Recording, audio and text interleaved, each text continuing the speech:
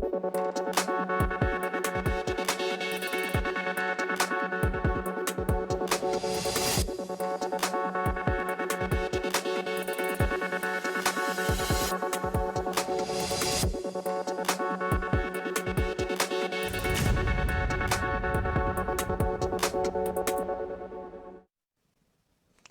आप देख रहे हैं जन टीवी। मैं हूं आपके साथ अन्दाराम बिश्नोई। बुलेटिन की शुरुआत करेंगे हेडलाइंस के साथ।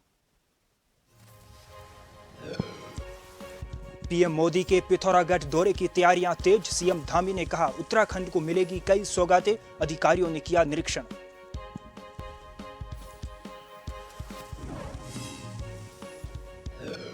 मौसम के अलर्ट को देखते हुए केदारनाथ यात्रा पर रोक, बावजूद यात्रियों का आने जाने का सिलसिला जारी। डीजीपी ने की भीड़ नहीं करने की अपील। चारधाम यात्रा नवंबर के पहले हफ्ते तक रहेगी जारी। चारधाम यात्रा में धोखाधड़ी का मामला। यात्रा रोक के बावजूद हो रहा था फर्जी रजिस्ट्रेशन। आरोपी को हिरासत में लेकर पूछताछ में जुटी पुलिस।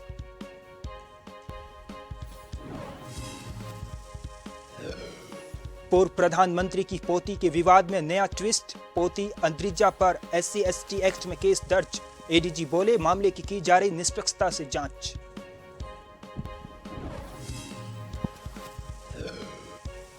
उत्तरकाशी में रुक रुक कर बारिश। गर्जना के साथ ओलों की बारिश से बढ़ी परेशानी। गिरते तापमान से बढ़ी सर्दी।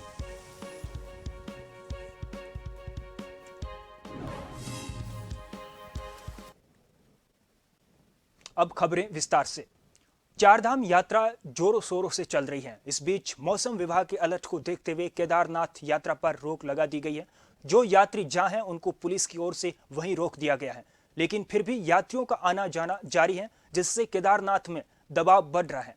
कैपेसिटी से अधिक भीड़ के कारण पुलिस समेत भक्तों को परेशानी हो रही है। इसी को देखते हुए डीजीपी अशोक कुमार ने भक्तों से खास अपील की है। डीजीपी ने कहा कि भीड़ बढ़ जाने के कारण ट्रैफिक कंट्रोल के साथ ट्रेकिंग और मंदिर दर्शन में दिक्कत हो रही है। डीजीपी ने अपील करते हुए कहा कि चारधाम यात्रा नवंबर के पहले हफ्ते तक जारी रहेगी। ऐसे में इस महीने भीड़ ना करके आराम से यात्रा करें।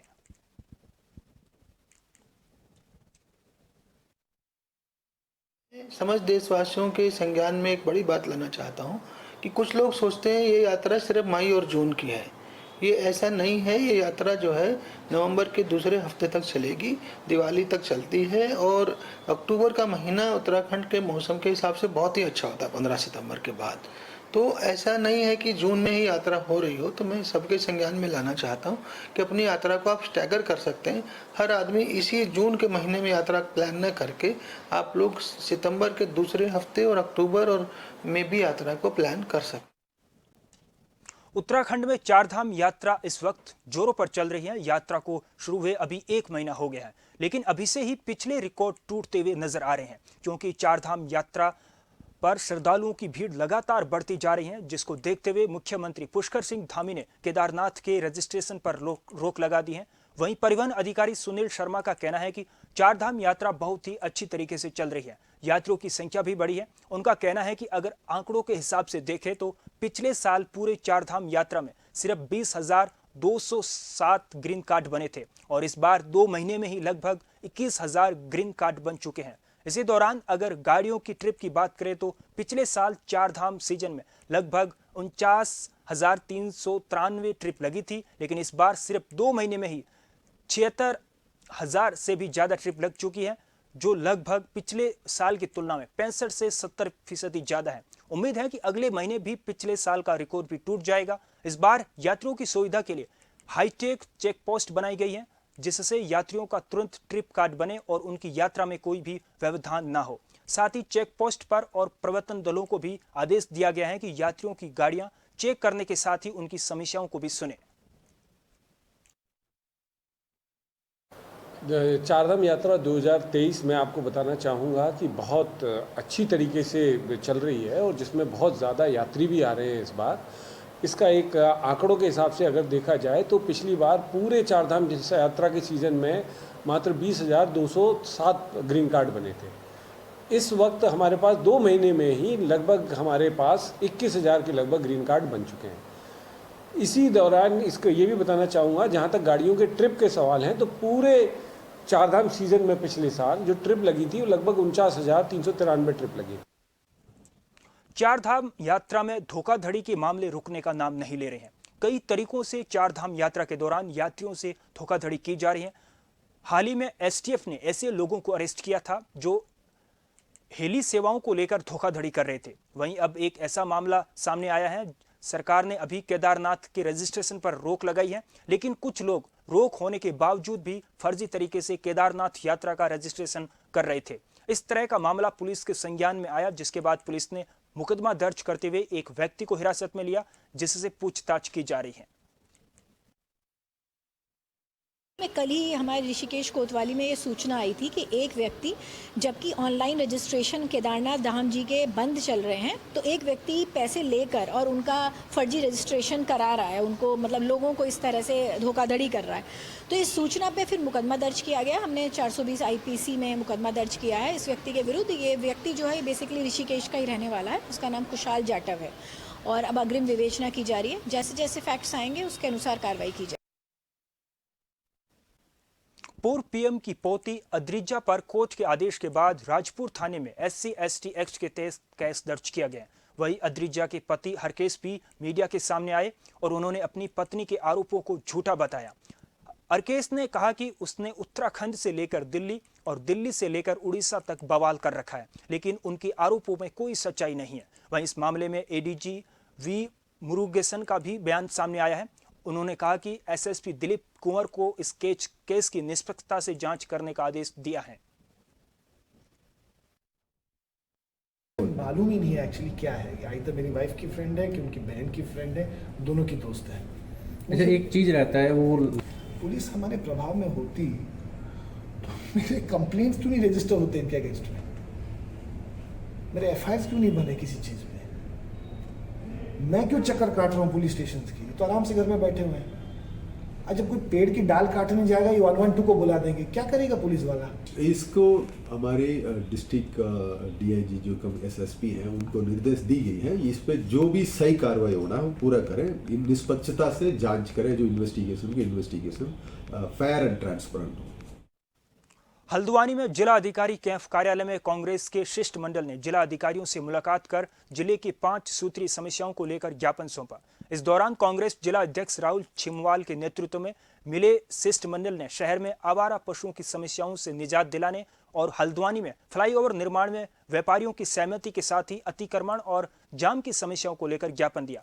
इस दौरान कांग्रेस जिला अध्यक्ष राहुल छिमवाल ने बताया कि नवनियुक्त जिलाधिकारी को कांग्रेस के शिष्टमंडल ने कई समस्याओं से अवगत कराया है और जिला अधिकारी ने जल्द ही समस्याओं का समाधान कराने का आश्वासन दिया।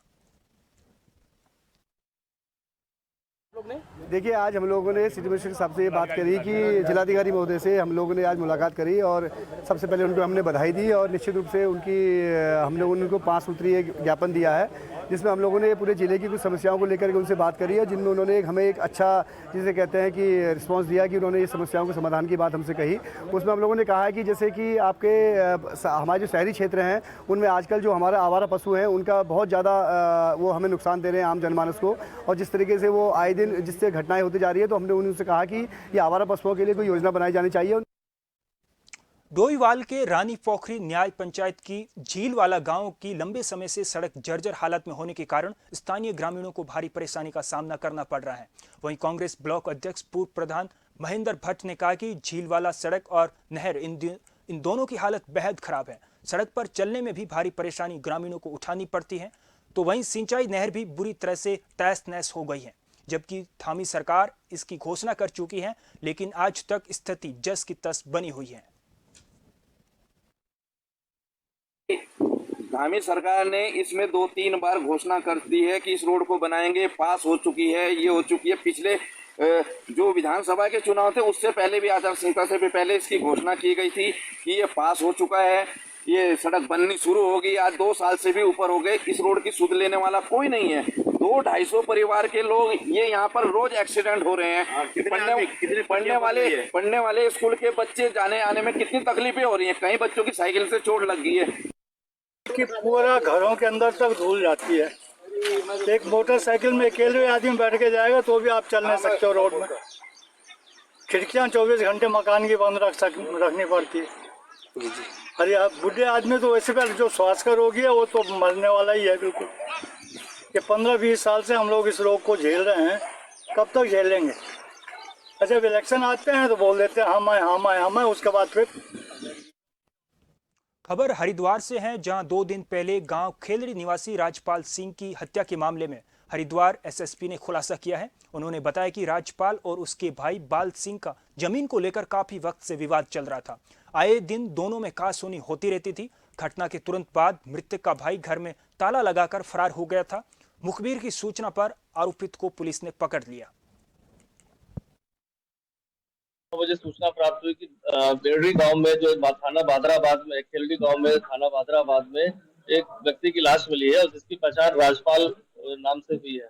क्योंकि मौके पर जो सूचना आई थी उसके हिसाब से बड़े निशंस तरीके से हत्या करने की बात बताई थी। तत्काल उच्च अधिकारीगण हमारे और क्षेत्राधिकारी और सभी फॉरेंसिक टीम सभी वहां पहुंच गए थे।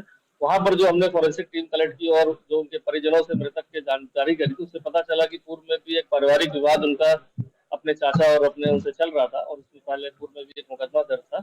इस संबंध में शक के आधार पर पुलिस टीम ने जब उनके घर में तलाश करी तो वो घर पे नहीं मिले और चूंकि हत्या दिन के 12 बजे ही हो गई थी और सूचना करीब 8 घंटे बाद मिली। उधम सिंह नगर जिले के पुल भट्टा थाना अंतर्गत राष्ट्रीय राजमार्ग 74 पर भीषण सड़क हादसा हो गया। राष्ट्रीय राजमार्ग से गुजर रहा सैकड़ों क्विंटल रेता से भरा डंपर अनियंत्रित होकर पलट गया। ट्रक की चपेट में आकर एक कार और बाइक बुरी तरह से क्षतिग्रस्त हो गई। घटना में एक व्यक्ति की मौके पर ही मौत हो गई। कई लोग गंभीर तौर पर घायल हो गए। ब्रांच के हम अपने बैंक के किसी काम से अपनी बड़ा ब्रांच आए हुए थे और हमारी गाड़ी बड़ा ब्रांच के सामने खड़ी हुई थी ऑल्टो। हम गाड़ी मतलब टैक्सी लेके आए हुए थे बैंक के काम से ही, और जैसे हम गाड़ी बैठ रहे थे उसमें एक अनियंत्रित डंपर मिट्टी से भरा हुआ वो बड़ी मतलब स्पीड से हमारी तरफ आया। इसमें आपका वो डंपर बाद में हमारी गाड़ी के ऊपर गिर गया। हमें ऊपर एक कॉल सेंटर से हमें कॉल आई थी, 108 द्वारा कॉल आई थी। हम सीन पर पहुंचे तो हमने सीन पर देखा कि एक ट्रक पलटा हुआ है जिसमें कि एक व्यक्ति के दोनों पैर दबे हुए हैं और एक व्यक्ति मौके पर छोड़ आए थे और एक को हम अपनी गाड़ी में डालकर ले आए थे। सीन पर उसके एक पैर फ्रैक्चर है, उसे किच्छा समाज अस्पताल में लाए हैं, उसका उपचार दिया जा रहा है। पिथौरागढ़ मुख्यालय से 32 किलोमीटर दूर घाट क्षेत्र के राड़ीखूटी गांव में खनन व्यवसायी नदी में जेसीबी से खुलेआम खनन कर रहे हैं, जबकि नदी में जेसीबी से खनन करने की अनुमति नहीं है। इस क्षेत्र में एक व्यक्ति को खनन का पट्टा मिला है। अधिक मुनाफा कमाने की होड़ में यहां जेसीबी से खनन कर रामगंगा नदी का सीना छलनी किया जा रहा है। प्रशासन मूक दर्शक बना हुआ है, जबकि राड़ीखूटी गांव से मात्र 4 किलोमीटर दूरी पर पुलिस चौकी है।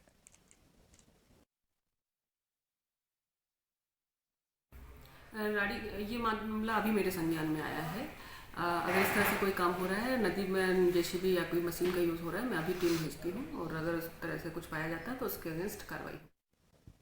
पुलिस ने सत्यापन के दौरान पिथौरागढ़ के शास्त्री मार्केट में कपड़े की दुकान चलाने वाले साजिद के प्रमाण पत्रों की जांच की तो उसका जन्म प्रमाण पत्र फर्जी पाया गया। इस मामले में एसडीएम अनुराग आर्या ने कोतावली पिथौरागढ़ में तहरीर दी। पुलिस ने साजिद समेत 2 अन्य आरोपियों को अरेस्ट कर इनके कब्जे से फर्जी जन्म प्रमाण पत्र की फोटोकॉपी भी बरामद की।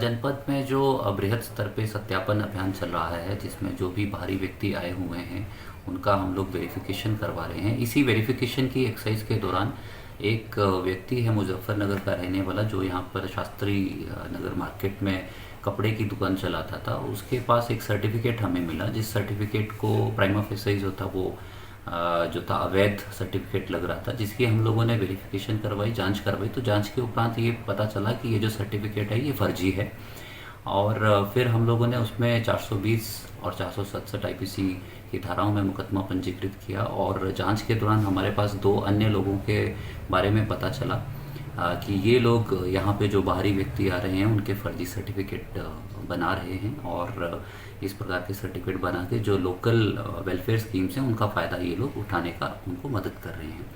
आज हमारे द्वारा कार्रवाई करते हुए इन तीनों अभियुक्तों को जो है गिरफ्तार किया गया है और गिरफ्तार करने के उपरांत आज माननीय न्यायालय में पेश किया जा रहा है। मेरे साथ इस बुलेटिन में इतना ही। इजाजत दीजिए। नमस्कार।